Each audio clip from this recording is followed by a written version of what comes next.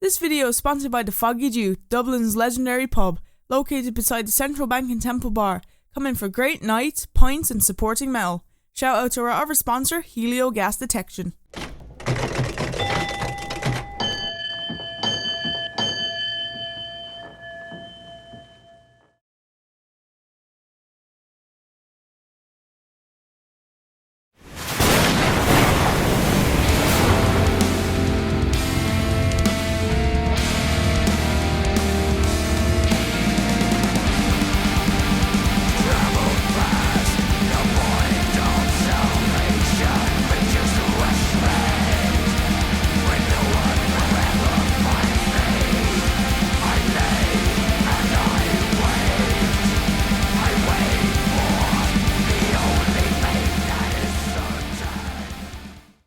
Hey everybody, Richie here from the Metal Cell podcast. I'm honoured and delighted to welcome back Anaïs and Nathan of Domhain. How are you, lads?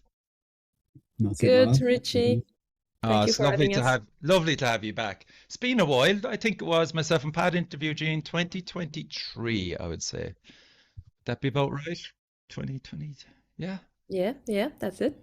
2023, that's when we started a little bit earlier than that, but like it was like a really rough project for a while. And did we do our first gig in 2023? Yeah, towards the end of 2023, the first Yeah. show. Yeah. God, it's mad, isn't it? And since then, you've lost Bryn, although he's still involved in small ways, you know. But how does that feel? You want to go ahead, Nathan? Yeah, it's okay. I mean, me and Bryn were friends for long before this project, so no issues there. And still very much involved in this record. Yeah, which is great. Mm. Yeah, Part of the writing same. process has been going on for quite a long time. So Yeah. Like we're still friends with Bryn. Same, he's been a friend for a very long time. And he wrote two of the tracks that are on this album. Like we wrote a lot together, but he brought really the big concept, the big part of it. Yeah. So yeah, like we hope he'll like what we've done. Yeah, class. Yeah. So like okay, so we might as well get into it. The upcoming album, for those that are listening and watching, is In Perfect Stillness. It's the follow-up to Nimue, which was released in October 2023, would you believe? And there was a split EP of Pine and Oak in between them two releases. So I know it's a broad question, but like, you know, that the fact that the release date is coming up really soon, you know, and the gig, lads, this time is going to fly. Like it's going to be crazy, like, you know. Oh, don't. I know, yeah. So I suppose there's been, look, teams, and I suppose it's not short of emotion, certainly either, in Perfect Stillness. But I want to just bring you back to the split EP first of Pine and Oak. Maybe just talk about that, because obviously we didn't have you on the show for that. And it was a welcome addition, certainly for fans of the band, you know. So what about if we take it from that point? Right. Well, I think we decided to do a split EP, and we really wanted it to be with Ephemeral. When we were on our way back from some gigs in the UK, like we were really buzzing with everything, with the music and all, and we were discussing what's next. And yeah, we had this idea of making an acoustic track from a track of this album, of Perfect Stillness, which we were playing not as an acoustic. So you've heard this track first as acoustic, but it was actually not acoustic at first. The first we version actually is thought it actually was the other way the around. second. Interesting. Exactly. And yeah, Ella from Ephemeral is a good friend of mine. I've known her a while from like, I knew her before Saur. We were like discussing designs for her band and all, and I had met her a lot via her band, in which she plays flute and ukulele pipes, and she sings, and she's a wonderful musician. Yeah. And we thought, yeah, those guys, they really get it. They really have the same concept than us. So, yeah, contacted them, and they were super excited about it. There was no question, and it was awesome to work with them. We really were in sync, and we're on the same label. Yeah, that was interesting as well that they were on the same label as you. It was just like, wow, that's a nice coincidence. And like, how collaborative was it? I know that you both say you resonate with, nature and the connection with it. Certainly, even looking at both sets of lyrics, and footsteps with twirling gusts, the winds roar and tumble, the stubborn oak maintains his grasp on life. We welcome in the decay of time, spent idly hoping that another aeon brings us the light. And then skylarks, then let the fire convert old growth pine, shard and hollow, ash and ember where we abide. So even you could tie the lyrics in so nicely together with both bands, So Yes. was it just a connection with like-minded people with the kind of spirit and emotion and help the collaboration, or was it, as you said, just friendship more than? I think the way that went was we already had our track written, and they wanted to have really tracks that went well together, that the split was something that would flow like that. Yes. And they asked to hear it, to read the lyrics, and they wrote their track in complement of it with their own voice and their own touch. So yeah, like really brilliant. This way they didn't go like, oh, we're going to just make our own thing. Yes. So it was more or less your track. It kind of was the guide to help them along as such. Yeah. Yeah. Would you agree with that, Nathan? Yeah. Yeah, I think so. There were a few demos from both bands bounced back and forth, and I think they got closer and closer as time went on, and quite satisfying. I remember listening to their track at one point and thinking, "Wow, okay, this is definitely the right decision."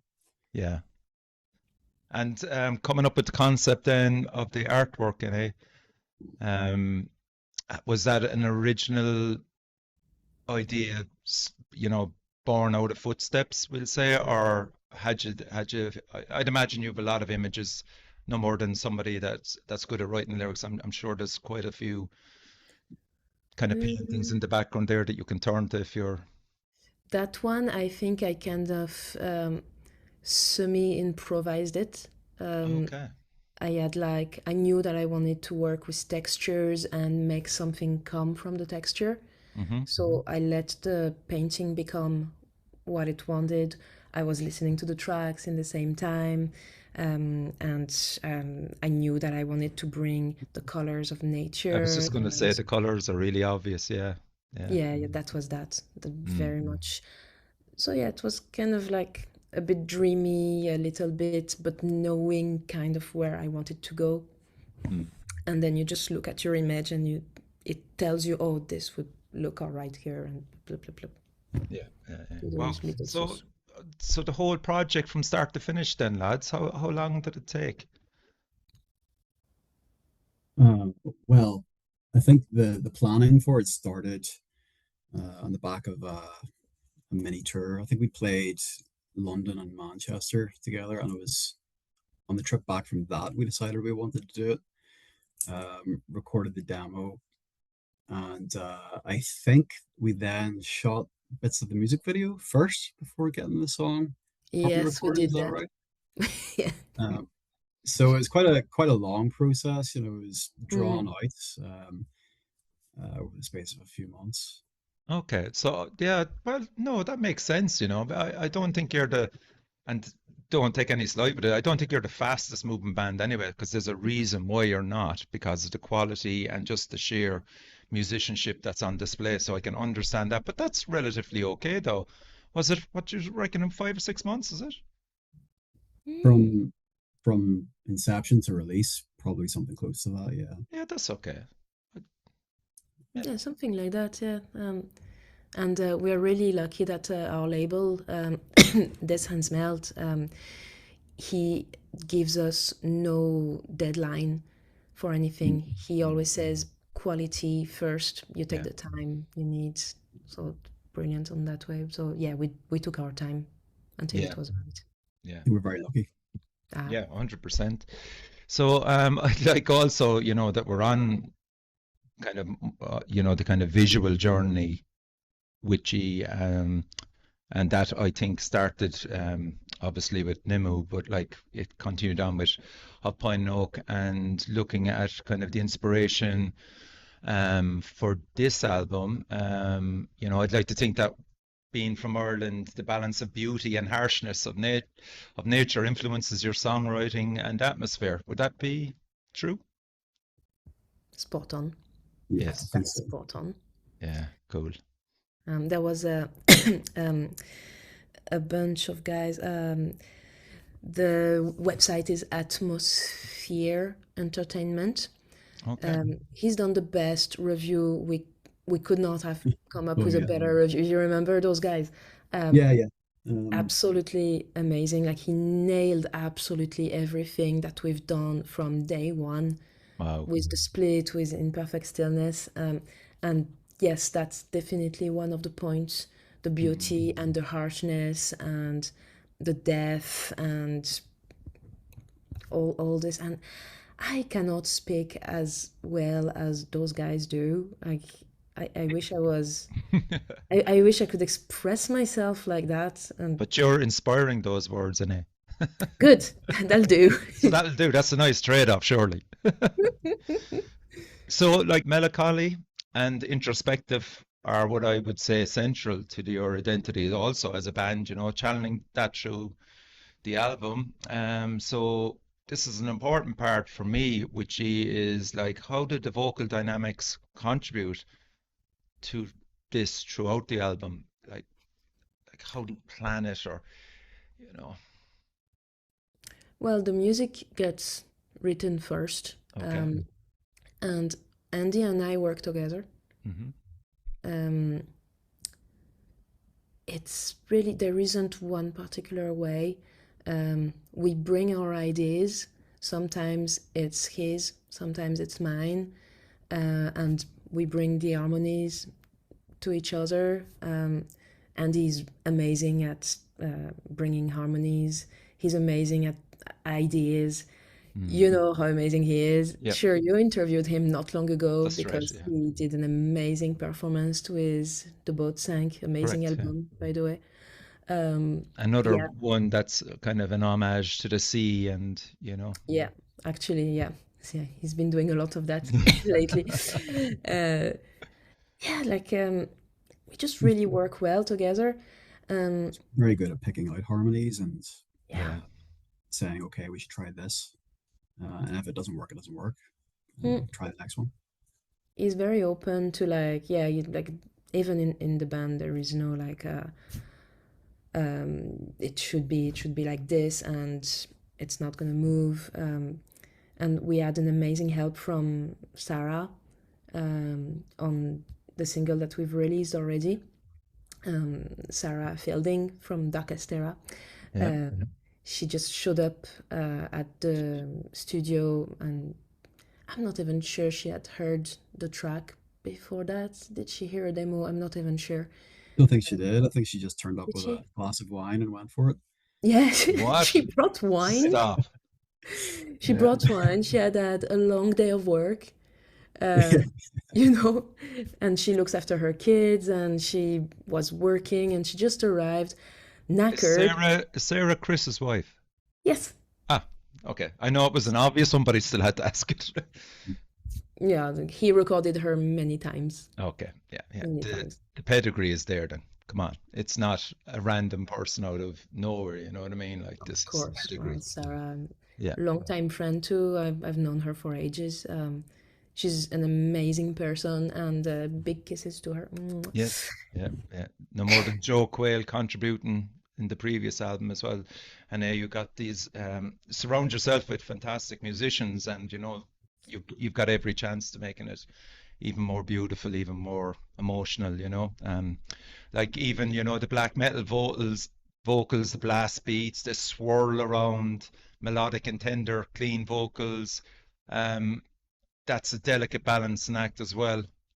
I mean, maybe you take that one, Nathan. It's definitely where most of my inspiration would come from. Mm, Definitely a black metal background. I've been in black and doom metal bands previously, so that's where yeah. my heart sort of lies.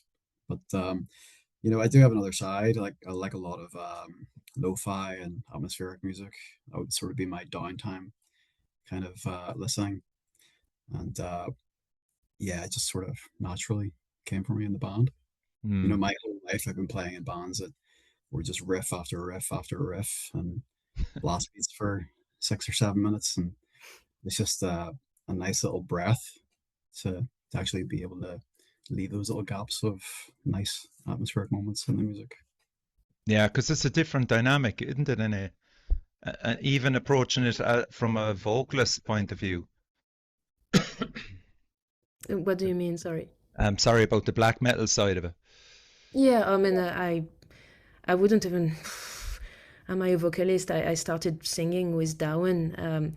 I was just a same black metal drummer before Mm. that, and we were not planning to have me singing at first. I just wanted us to be like Havukruну, like a big chant, but male chant. I wasn't even picturing the female part of it. It just became that It became anyway. that. Yeah. I don't really know how that happened. A lot of it, us being out of our comfort zones. I've said this a few times in a couple of different interviews now, but we were all out of our elements whenever we joined this project. We didn't know really what we were getting into, and we all started What? doing different Yes. things. No way, we're not getting on to it. The minute I mention black metal, What the the Dark Lord arrives. He didn't tell us he would do this. Sorry for my absence. Yes, brilliant. So for those that are listening, Andy has just joined us. He wasn't expected to appear tonight, but he has. Thanks for moving mountains there, Andy. And we were just on about black metal vocals and blast beats, and the Dark Lord himself joins us on cue. We were all saying how annoying you are. How annoying narrow-minded it you is. are. Just won't take guidance. As about like, Damn it. So Andy, you might just contribute to that.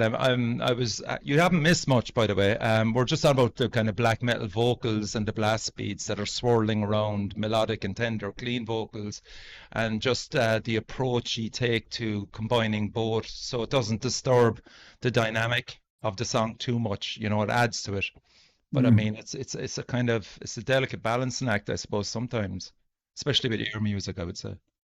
yeah, with our stuff, it's never really been a choice as to which type to use at which time. I think it just kind of comes naturally, whatever the dynamic feel of the part of the song is, kind of just we just kind of follow the writing really in that regard. Hmm. Yeah, so it's not really a choice. I mean, we might end up having songs that are all clean, or maybe there's going to be one that's all harsh vocal, but it's sort of just following the music, I think. Yeah. And at this stage, I think you're all comfortable to know what suits the dynamic of the song, would that be fair to say? Yeah. I think so, yeah. We've done it a few times before, like. Yes. Yeah, for sure. Let's talk about Chris Fielding. And he was on about Sarah. So you recorded the album at Foel Studios in Wales, the same place you recorded your EP. What did it feel like returning there, and how has your relationship with Chris evolved over time? And I am. I personally love going back over there and record with Chris. So yeah, we recorded Nimue with him, but I had recorded with him before that. It's just the best holidays I could imagine. Just going there and record. It's in the middle of nowhere, a beautiful nowhere. Lost in Wales in the hills, and he has this amazing gear, amazing drum kit, and like he really knows he really knows his stuff. Mm. He's really fantastic, and he can take the best that we can do. He asks for the performance. You know, there are different types of people who will record you. There are a lot of engineers who will modify what you've done. You know, they will use, I don't know, the melody to pitch your voice, or you know, how do you call when you change bits of your drums, like to fucking quantize, Possibly. if that's the right word. But Chris will ask for the performance, and you will do it again and again until you got it. Okay. And I find that amazing. Mm-hmm. It's very humbling to know just how out of time you are and how out of tune you are. Yeah. Where you're sat in front of him. He's very, very quick to correct you. So And was that always the case? Like, you were under no illusions working with him on Nimue, for example. It was the same, or did he tread softly with you, or was he direct like that? Direct as well, I think. Yeah. Just very, very easy to work with. He knew exactly what it was that we were trying to do, and worked really hard with us to make it as perfect as possible. Mm. Andy, was there a moment in the studio with Chris where a song really transformed or found its final identity, do you think? Out?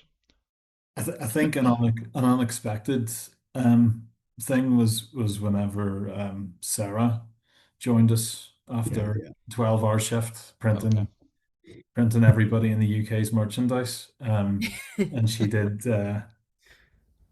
her backing vocal. It completely elevated the song, because we'd written everything in that song specifically. I'd written a lot of the melodies and the harmonies and stuff, but she just came in and improved on top of what we'd already recorded that day, and yeah, it really made the song. It was unbelievable. Yeah. I mean, like, has, the relationship with Chris and that continuity, has that been kind of helping shape the identity of Down, do you think? Whenever we finished with Nimue, and the sound of it was incredible. I mean, it's not something that we expected to come away with, and I think as soon as that was in the can, it was like, yeah, we're coming back here, because it just felt like it's not even a conversation that had to happen, because Nimue sounded so good. It's like, how can he not, how can we not replicate it or do better even? Yeah. So yeah, it wasn't even a conversation. Yeah, because I remember that was repeated in the interview 3 years ago about that, when I asked you about working with Chris. I remember all of you were like really excited to say, yeah, then as soon as we knew it here, we're going back there, So, I mean, like, when people hear this, it's obvious the reason why. So I'm going to jump into we're going to just do it was so hard, actually. There's 5 songs on the album, and I've taken segments out of each one, and so difficult. But look, bear with me. In relation to the pieces that I took out, there were particular ones for me. So we'll go with the first one, Anna. Untara Si Hey, is it? Una Tarache. Tarache, okay.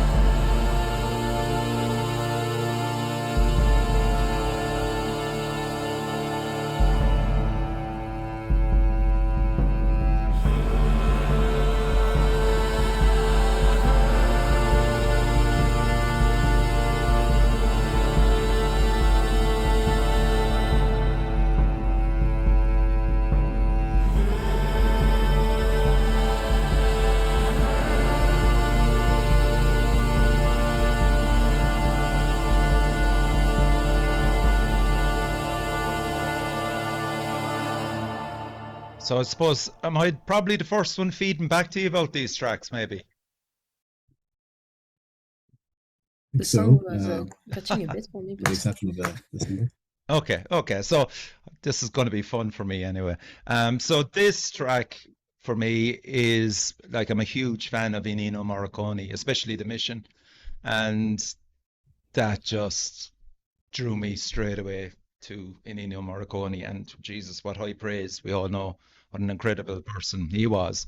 Um, it's an unusual opener, and no more than where he puts it in The Mission as well. It just gives it the prelude to what's coming ahead. And was that the plan?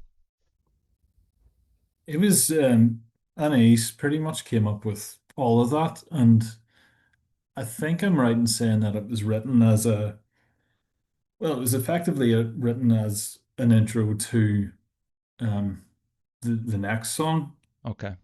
to Talamh Lom, but it was kind of written after the fact, so it references what happens within Talamh Lom sonically in certain areas.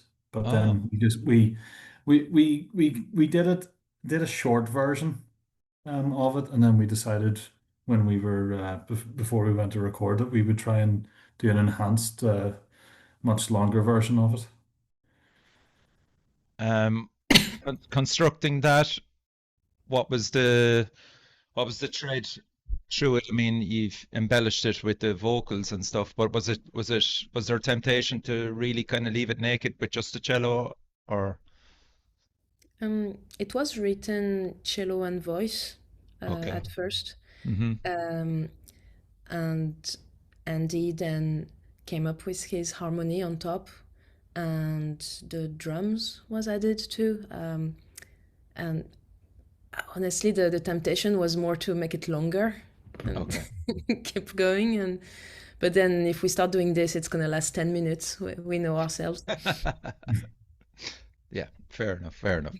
One really Okay. cool thing about it was the bass vocal that you hear in it Mm, was Ashley, the other guitarist, and we didn't know he could do that until we were in the studio. nice. So That very, was a happy coincidence, yeah. very, Yeah. very good. Wow, and just that he just felt confident enough to go, well, maybe if I throw this in here, or Not confident at all. I think he did it as a joke, and then we heard it, and we were like, "Okay, you're putting that in." Put that Yeah, in. I wasn't love it it. while I was recording down in the booth, and he was just doing it up in the studio room or whatever it's called, and Probably making fun of you. yeah, probably. Ah, class. Okay, on to track 2, Talamh Lom. Love this track. Here we go. This is the part I picked.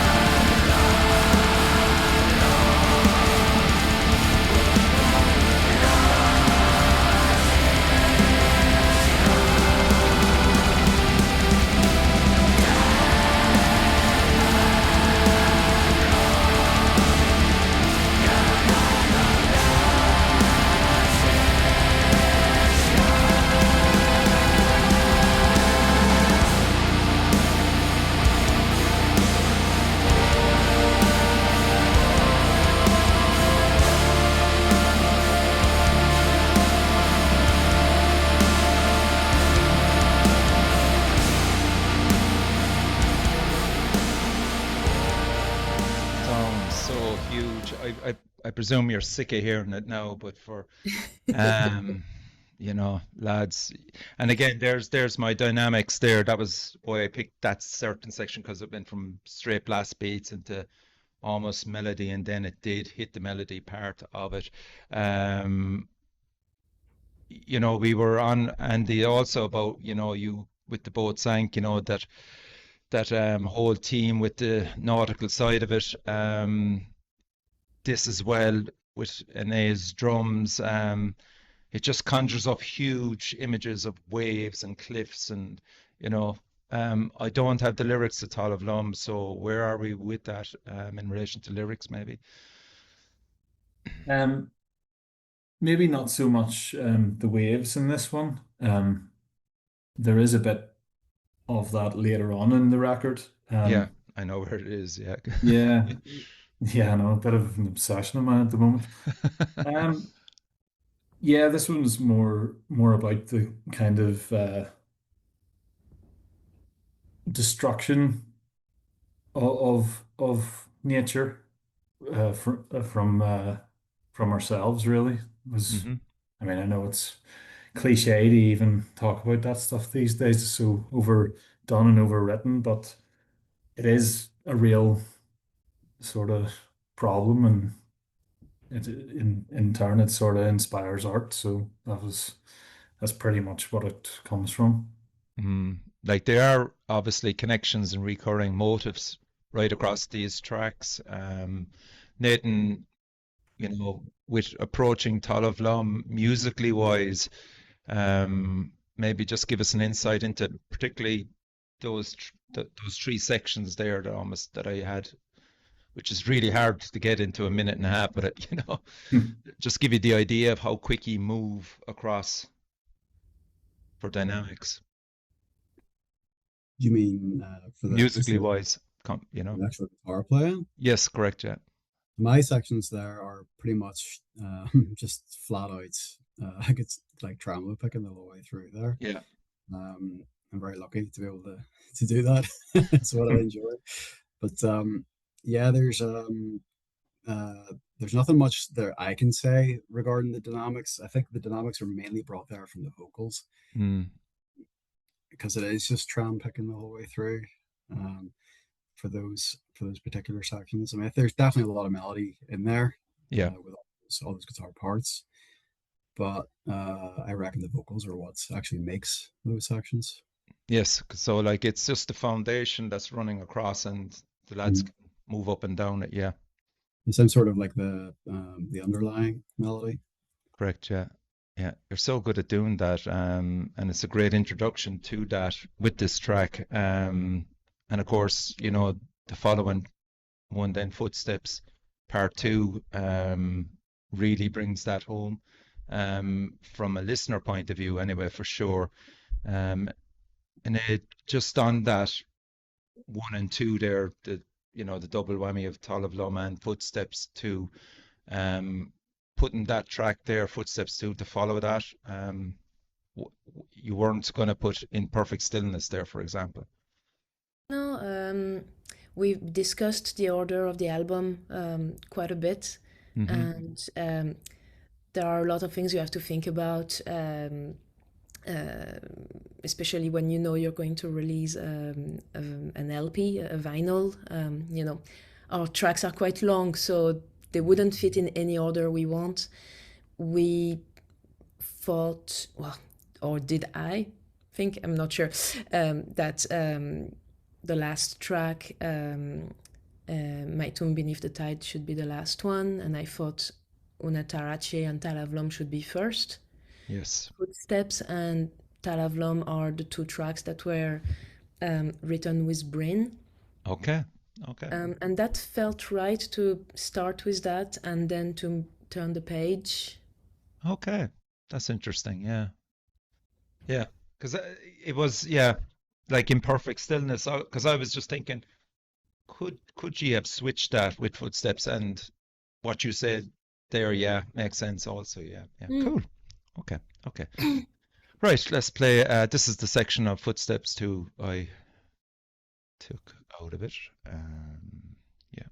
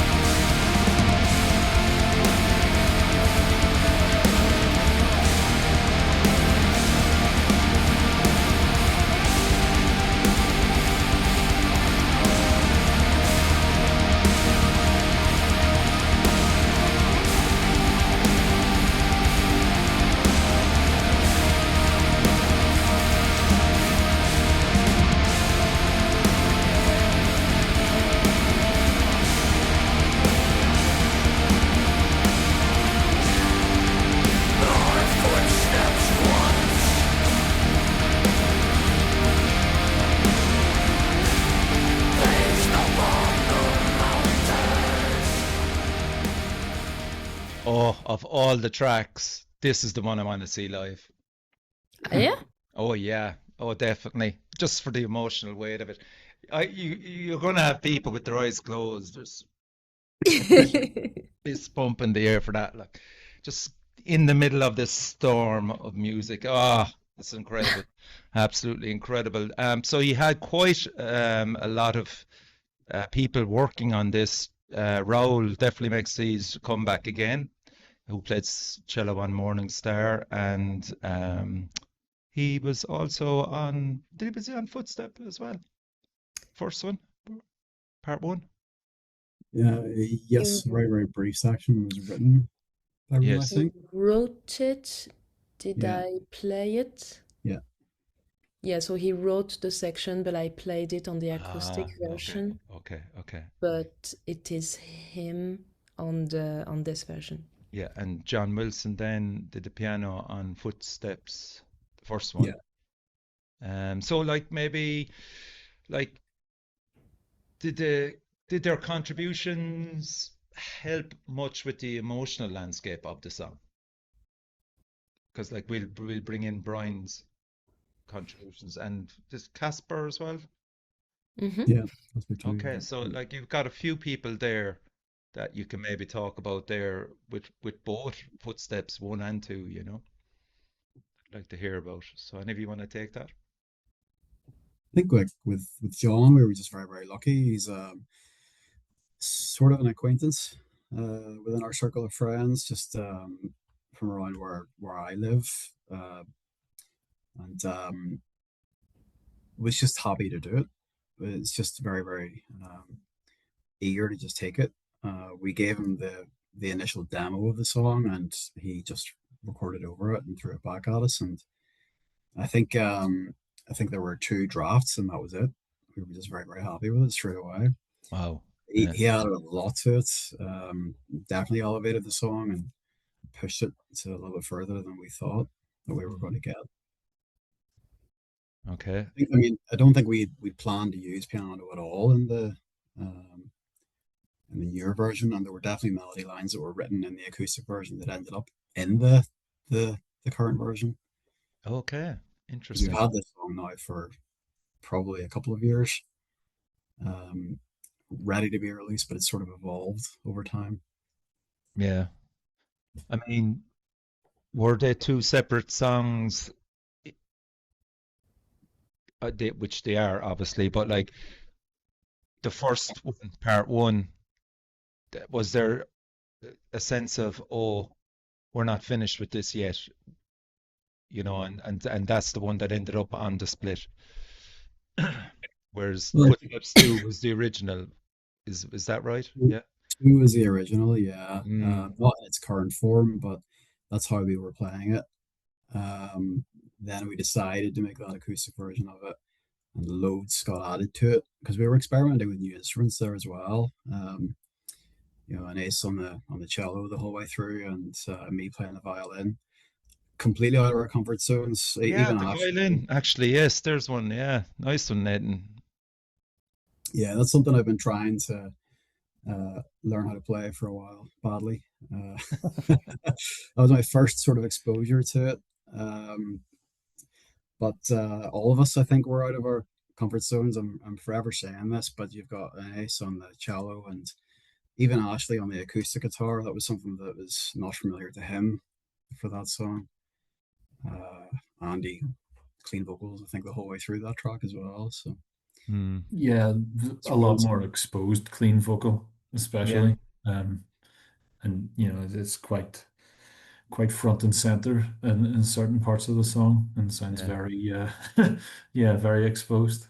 yeah. I think even it's exposed even on the video of the song, Andy. Yeah. I love my wall. Yeah, and you know what? It's just that a huge kind of emotional and visual side of the band, you know, that it's so hard to harness with other bands, but I think you've got the right personnel in there that work at it to get it to fruition. A lot of the times these ideas just die on their feet and they never get get formed, you know. So it's an incredible track, lads, you know, and for the third song on the album, it just lifts and elevates everything, you know. So, you know, Got to add that Kacper was amazing to help us record this. It was, yeah, as Nathan said, it was very difficult for all of us for each our instrument, and you can't hide anywhere. There's no yeah, wall of sound, there's no tremolo, there's no double kick and big washy cymbals. It's all right there, and Kacper really knows how to record a band. Literally, we were really lucky with him. yeah. And what's his background, Anaïs? He's a sound engineer and a teacher. Also, he teaches it at Queen's University, Okay, okay. and he records bands and he plays guitar in Imperial Demonic, don't Ah, he? I heard of them. They Okay, any good, are could that be? they? So that's the Casper. Okay. That's All him. right. So He's it's that. all coming together now. Very good. Nice one, Andy. Yeah, keep your friends close. Exactly, exactly. Okay, track 4, In Perfect Stillness, and the album title. Here we go. This is the section I picked out.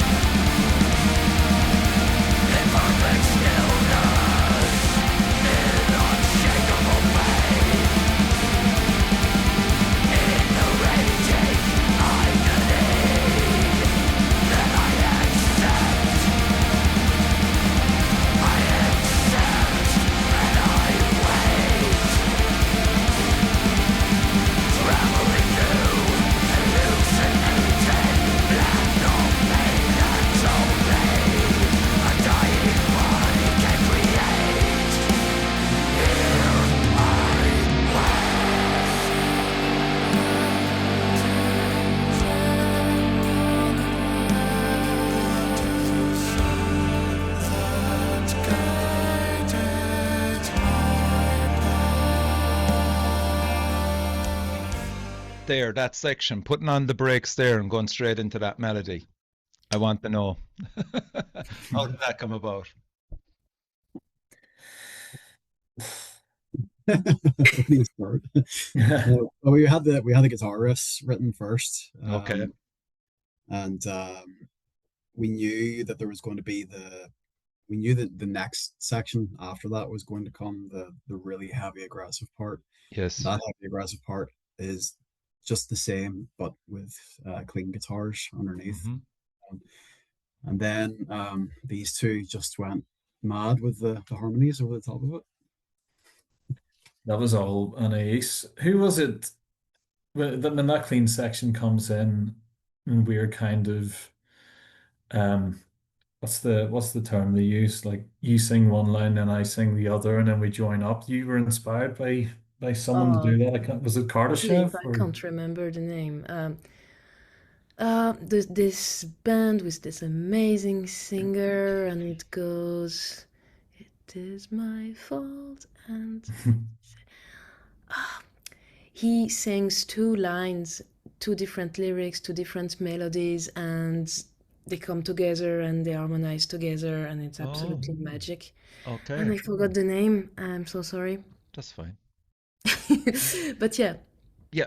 So, like, I want the listeners and viewers, I want you to bring them into this rehearsal space where you're playing this, and then suddenly there's that moment happens. Like, how? You know what I mean?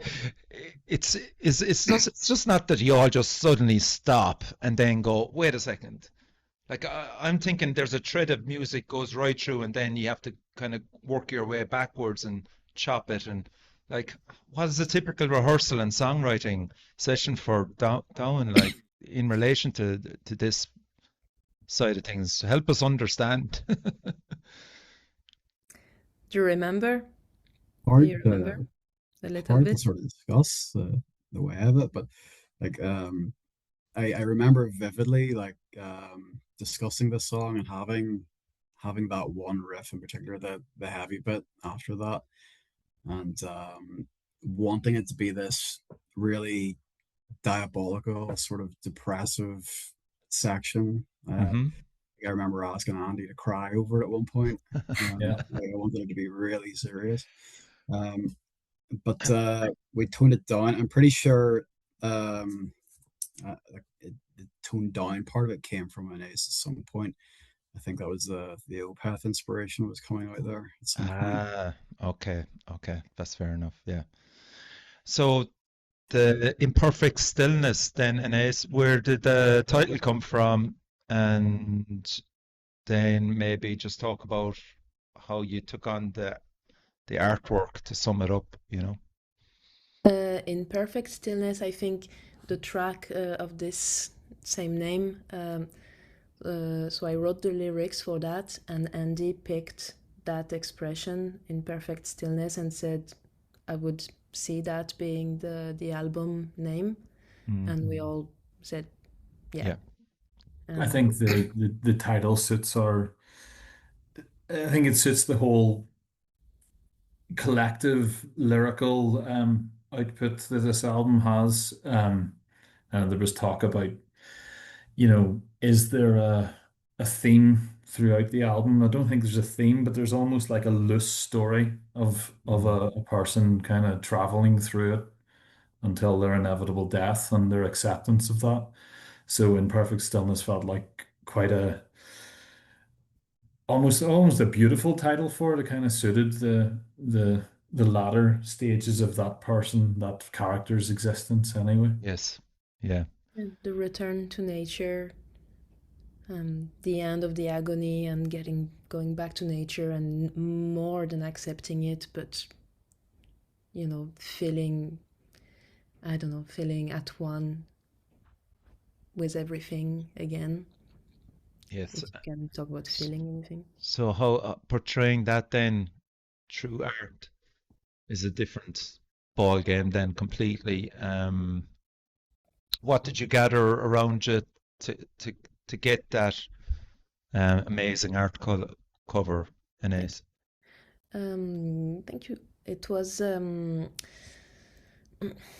yeah, In Perfect Stillness really, really, the title itself really helped to imagine the cover Mm-hmm.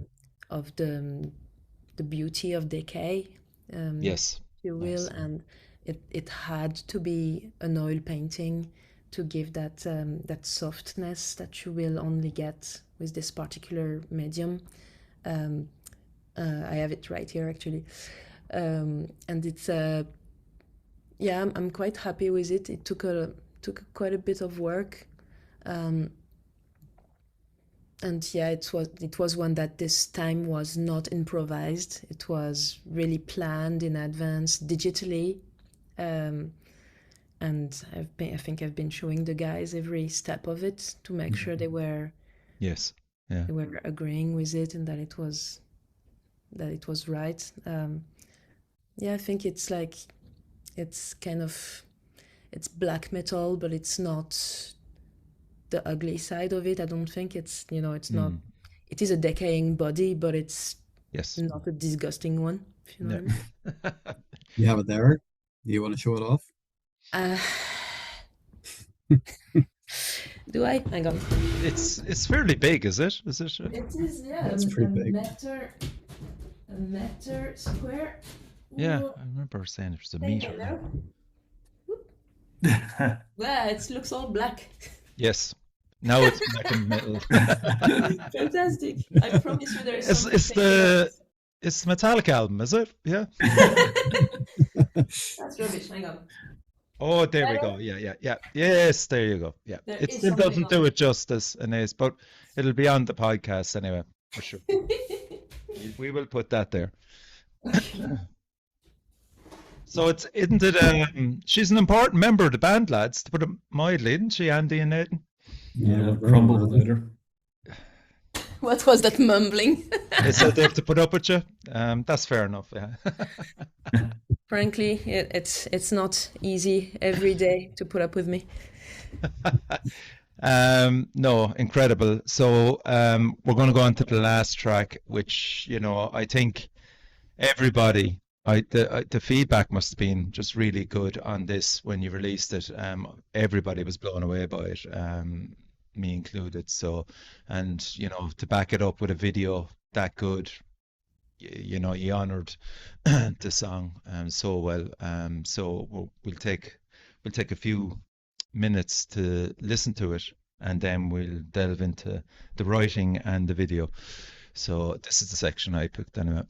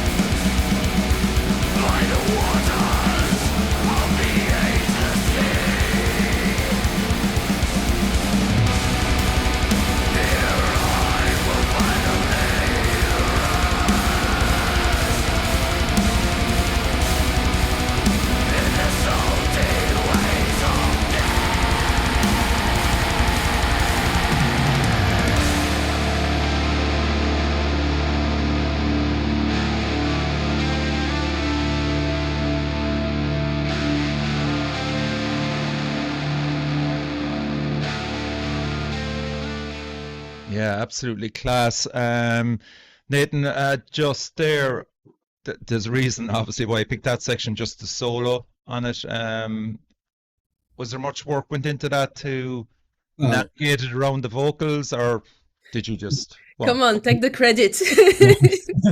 No credit for me there. That is Ashley on the. Okay. On the Well, you're speaking for Ashley then. Come on. the man is very much a jazz musician and inspired by the likes of Steve Vai, Satriani, Frank Zappa. So Okay. you can hear that, I think, in his guitar playing there for sure. Hmm. But then immediately after that, you hear what I do is the stereotypical black metal blast beats, just to completely ruin it and make it all dumbed down. So Nathan is, I'm guessing, is overly modest and just wants to play black metal the whole time. Yeah. Take some credit, my friend. No, it is. I love that section there with the guitar work. It's really nice. It's kind of almost pinpoint precision where those solos are put in. There's another one in one of the tracks earlier again, but I can't be playing all solos and black metal things, just to emphasize that I'm aware of it, and I love the nice niche solos that are. It's there's none of them wasted. Would you say, Andy? They're all on point. Yeah, it's I think it's a thing of the past, that heavy metal bands need to be putting guitar solos in wherever they can fit them. Yeah. A lot of the time in our music, it's really based around the dynamic and the melody, and Yes. it opens itself up for something. Well, I mean that solo is incredibly melodic and I guess quite emotional. Mm. And the way it dynamically, it starts off slow, and then he does that little tapping section where it goes, double time and then quad time, and then you're into that Yeah. Nathan's favorite part again. So I think it was constructed really well by Ashley. Yeah. Yeah, I think it's an incredible piece of work, actually. Mm. So looking back now, Anaïs, what do you think the video adds to the song that the listeners might not get from the audio alone?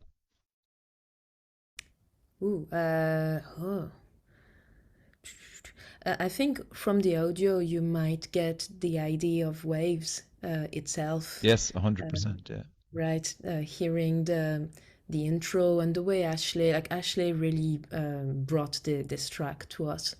Wow.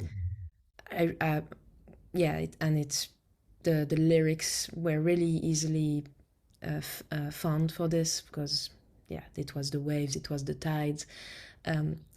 So that is the subject of the music video, and I think the music video wanted to also bring the whole concept of the album with it.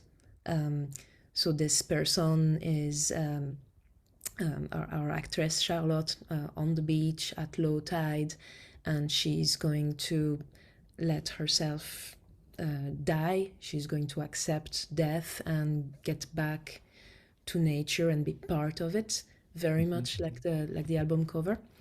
And I think that's the one element that you might get from the video. Yeah.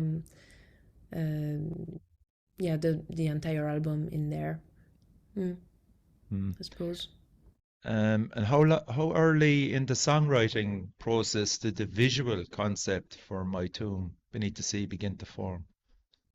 It was after. The discussion started in the studio, and it was a lot of work. I'm still PTSD from it. Yeah, the storyboards alone, Anaïs. Wow, Jesus, yeah. Yeah, I'm thankful for the storyboards though, because it made the editing less painful and not as long. Than say like when I made my music video for Saor, it took forever to edit. It was a nightmare. But we knew what we were going to do. If you want a funny story, there's this whole planning for the music video, the casting and the location, and when is everybody free to do it. We plan a day. Oh no, such and such is having a problem and can't happen. And we managed to find a day where it's gonna happen. We are all here, morning, early. It's gonna start, and we shoot this one scene. I have this amazing DOP, a real professional with the red camera, doing an amazing shot, and I'm looking at it thinking, oh my god, that's gonna look amazing, this is great.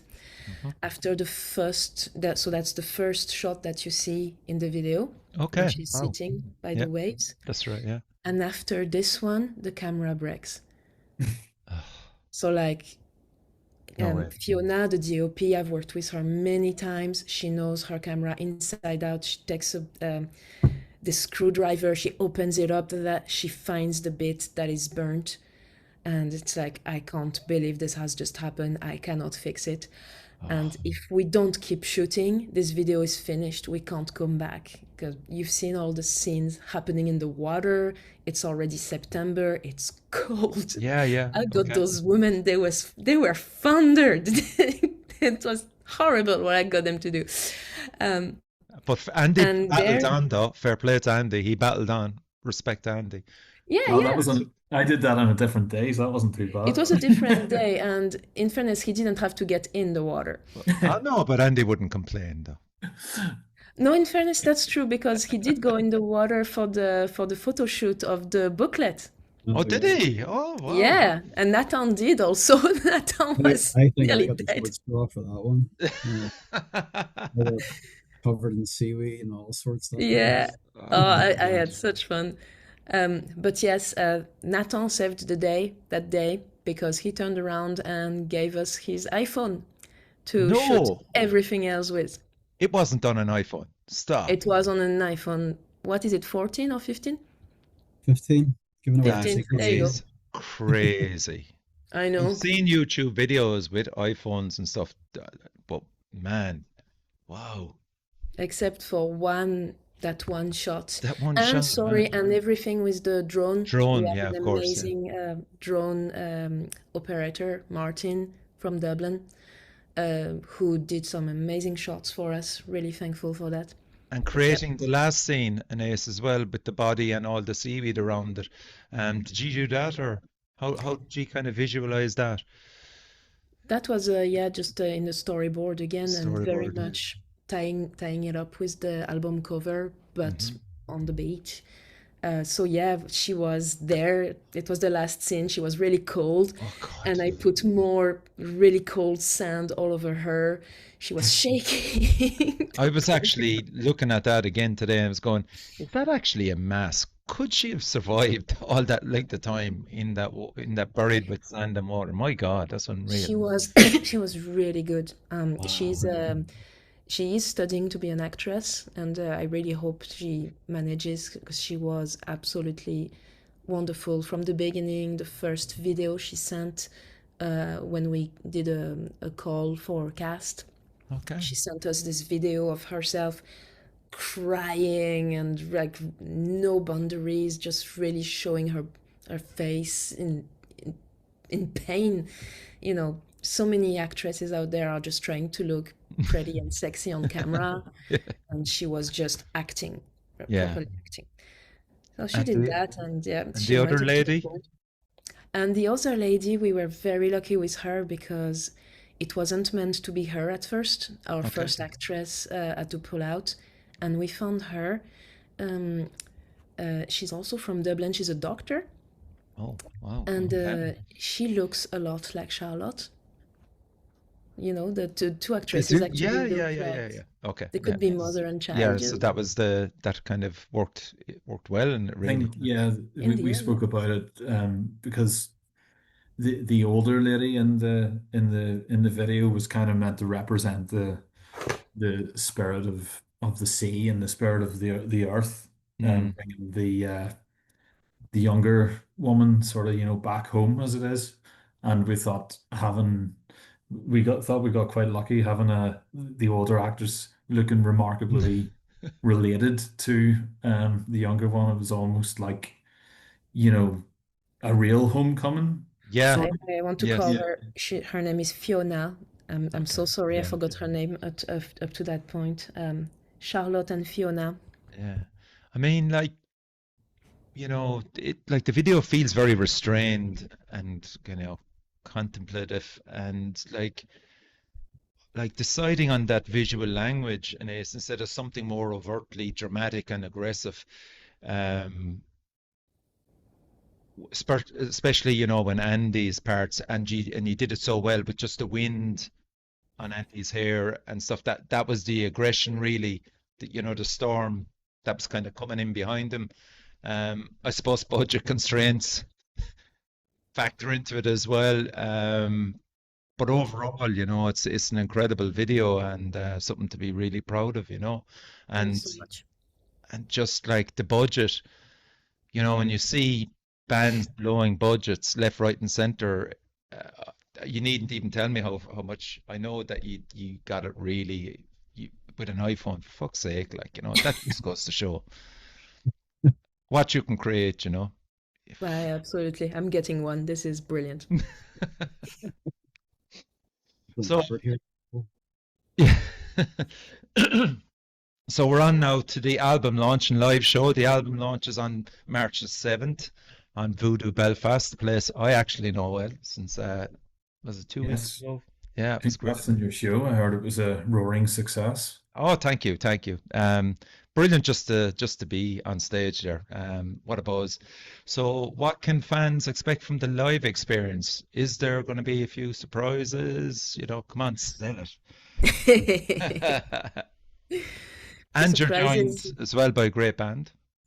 Yes, but can we? Yes, we are going to be joined by Foel from Wales, Mm. who have been. We met them over here in Belfast, and they have a few friends in Belfast. I think they won their Metal to the Masses Okay, over there, good sign. and they won a couple of competitions. Like they're really on the rise. They're this sort of folk metal without any singing. And they have a cello player also. Nice. Really, really interesting band. Um, Surprising, yeah, but should we say already? Yeah, let's keep them surprises. Okay. Maybe a Yeah, couple of things. there's a couple. Okay, that's all you need to say. That's the teaser, you know. There you Um, It's gonna be me on stage with an iPhone. I'm glad you said iPhone. Um, I'm trying to figure out. Okay, so it's an album launch, okay, but I'm trying to figure out the set list that you will settle with for the night. Is there? I think there could be one or two there that are still kind of borderline going to make it or not. Is there, or have you decided now at this stage? Ooh, you tell We're us. yeah, Which we're one do you still want we're to still working on it. In all truth, actually, we're only sort of back together in the last week or two. So we have a lot to catch up on and relearn. They're having a lengthy break. So yeah, we need just to get up to speed on one or two of the songs and then have a few good rehearsals. And Mm. I guess from there it'll just be, you know, I don't actually know how long we're getting. If we have an hour to fill, then we're going to fill an hour. So Pretty sure we can. I'm sure Oh, James will let us. for sure. Yeah, I'd say you'll be dictating whether it's 45 or an hour. I'd say an hour for everybody would be quite happy with that, you know. Um, because I mean you're translating like the album's emotional and melancholic atmosphere into a live arena. I've seen you do it at the Siege, and it was absolutely fucking transformative. It was amazing. So you have the spurs to do it, and you have the songs to do it. Particularly the new songs. That's going to be where it's at, man. The new songs, you know. Really Yeah, looking forward to this. yeah. Yeah, and I remember Anaïs the last time as well, you were like you get stressed over um playing live over the stuff that can possibly go wrong. And the less complicated stuff on the night I would suggest, the better probably. Yeah, I think we're now really starting to know our gear, Okay. our inner system and all. We started from like we had never played with it, but now we are starting to be really used to it and really have our mixes nice. Yes. And we're starting to just be able to press a button and go, which is a Hmm. really nice place to be. Yeah. But anything I that would can't say stress too yourself? much, damn it. Anything that would stress yourself? And Ashley out, Nathan. Uh, absolutely. We've all had blips, like whether it be a guitar malfunction or a looper decides to play on us. One of the more recent gigs that we played in Voodoo, I couldn't hear the click whatsoever. So out of time. So there's things like that. There's always going to be worries, but I think the last like year or so we've been upgrading our gear, our actual sound equipment, and we're now really used to it, and I'm pretty confident we can put on a really good show with very minimal problems now. And I think even then, like the stuff that does happen, it's just going to get in our heads. Like I think people still enjoy themselves. Mm. It's not really worth stressing out. You're still going to have a good night. We're Oh, still going to fight. 100%. Andy's massaging his neck furiously. That's a sign of. Is there anything you want to say there, Andy? no, I think Nathan covered that, to be honest. Yeah, we've got decent gear now. I guess the only thing I need to worry about is not getting a cold or something Well, beforehand. yeah. Yeah, and be well practiced. I think we're in a good enough place. We have a good enough lineup that we can Mm. deliver a pretty good show on Yes. any given day. So yeah, no, I'm looking forward to it. Class, class. So I'm just going to close up with one or two questions. Just what do you hope the listeners feel or take away from In Perfect Stillness? Ines, you can answer that one. If our music can help them in any way to go through whatever they're going through. Like, you have albums, we all have albums, us metalheads all have albums that helped us through life, and Opeth did help me a lot. Sorry, Nathan. But yeah, like, if we can be of this sort of, music that brings to people, then they need to be. I don't know, man. It's really late in the night. I have 2 brain cells left. We can see, we can feel it, and we can You feel get it. me. Okay, I do, yeah. Okay, Andy, for you, how has creating this album impacted you personally and as a band? The creation of the songs was it was quite a slow process, but ultimately rewarding whenever you hear what you get, at the other Mm, side. I think the band's grown through it. We've discovered new um, nuances in how and where and when to play and when not to play. I think we've upped our dynamic game. yes, I think we're an improved band. Um, I'll leave that open to interpretation. Um, but I think we've come out better musically, the other side for sure. Yeah, I think it's really good. yeah, okay, cool. That's well answered. Nathan, is there any track or moment on the album you think will surprise the fans the most? Surprise. Yeah. There's certainly some quieter parts in there. Maybe Perfect Stillness, where there's going to be maybe a couple of confused metalheads in the crowd. We always see that. You always see the people wearing the battle jackets, not really sure know what to think. Okay, and just do you think I could even answer this? Where do you think Down evolving next? Where do you see Down evolving next, both musically and thematically? Hmm. Mm, Thematically, I think we want to really open up to more than what we've been dealing with so far with Nimue and In Perfect Stillness. We've stayed a lot around nature, Yes. and I think we want to open to more now. Mm, Yeah, I've always been, well, always for a long time, I've been like remove the walls that surround you, the genre walls, especially with this band, remove the genre walls and do what you want, yeah. if we're not we're not making money at this, we'd love to. We're not making big money at this sort of thing. So we don't have people to please except for ourselves. And if we can get fans to come along for the ride, that's fantastic. So yeah, thematically, whatever, whenever, if it feels right, do it. Yeah. Yeah. I think it's just the perfect circle completed now with In Perfect Stillness and Nimue. As a fan, saying that now, would That's you? interesting. So you feel like it's almost like a sequel.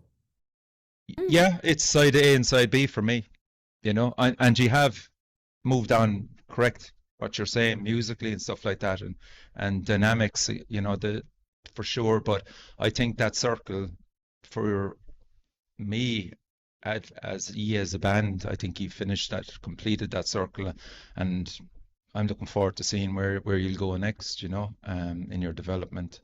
Um, I don't know what you feel about that, you know. No, that's cool to hear actually. And it's sort of yeah, I think it does make sense actually. I haven't had anybody say that to me yet, but I suppose very few people have heard the album in its entirety. Maybe so. But yeah, that actually correlates quite well with how I feel. That makes a lot of sense. Mm. Yeah. Look, you're to be congratulated. As a fan personally, it's an incredible achievement what you've done, to fund all this yourself, to work with Chris. So many people involved that you trust all helped you to get to where you are today, and they should be applauded. In Perfect Stillness is an incredible release, and I'm very proud of you lads, and well done. Thank Thanks you so very much, Cheers. and thank you for what you do too. Yeah, Oh, absolutely. yeah, no problem.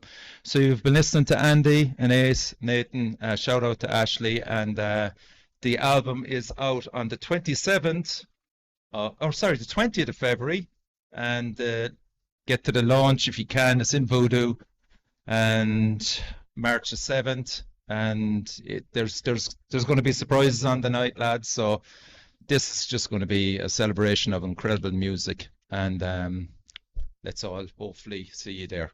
And crucially, everybody support your local metal scene. Thank you. Cheers. Thank you.